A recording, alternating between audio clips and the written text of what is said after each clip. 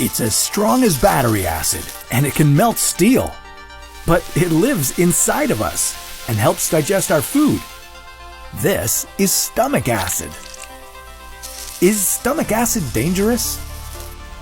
If it's this powerful, why doesn't it hurt us? And what would happen if we jumped into a pool full of this stuff? This is What If. And here's what would happen if we jumped into a pool full of stomach acid. That's right, stomach acid is compared to battery acid in terms of the damage it can do. It can range from a 1 to a 3 on the pH scale, meaning it's extremely acidic. That's because stomach acid's main component is hydrochloric acid, which is a highly corrosive substance.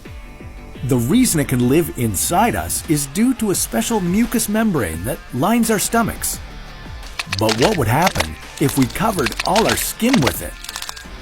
Now, before we jump into a pool full of stomach acid, first thing we need to do is figure out how we're going to be able to fill up an entire pool with stomach acid. Let's assume that we're swimming in an average 6 by 6 meter pool that can hold 55,000 liters of liquid. A stomach can produce at most 1.5 liters of stomach acid a day, so to fill up an entire pool, we'd need the stomachs of over 50,000 people. Okay, so we found 50,000 volunteers who were able to help us fill up the pool. Before you even jump into it, you're going to notice the awful smell. Whenever there's excess acid in your digestive tract, it can cause your breath to stink. So multiply that by 50,000, and you'd get an idea of how awful the pool would smell. You'd be surrounded by horrible bad breath odor.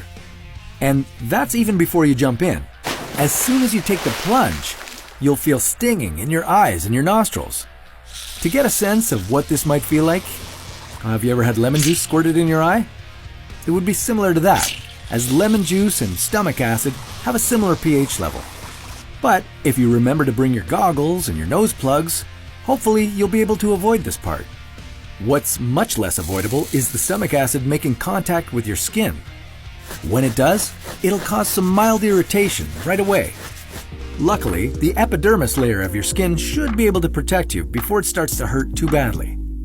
If you jump into the pool and hop right back out, even with your skin all covered in stomach acid, you'd be relatively okay, apart from the mild irritation.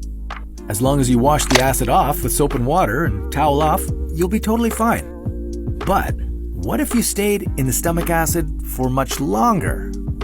If you didn't get out right away, the acid would slowly eat your skin. This would eventually leave you covered in 2nd and 3rd degree burns. If you didn't manage to cover your eyes during the swim, you'd slowly lose your vision and end up blind. And your nose?